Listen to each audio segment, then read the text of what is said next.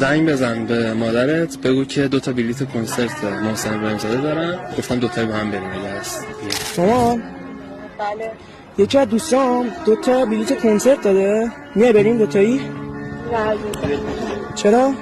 دارم شو لذت می‌برم بعد از ظهر. برای چی؟ کار نداری امیر گفت ساعت 12 قرار بود خونه بود باشی، گفتم 11 گفتی 12 خونه. خداحافظ. خداحافظ.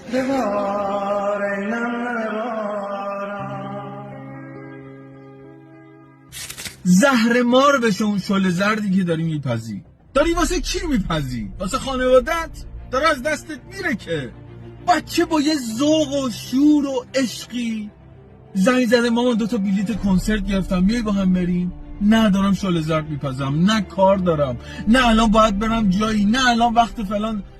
بعد که این پسر اسیر دسته یه دختری شد، میگه حالا چی کار کنم؟ اینجا به چه کنم میافتی.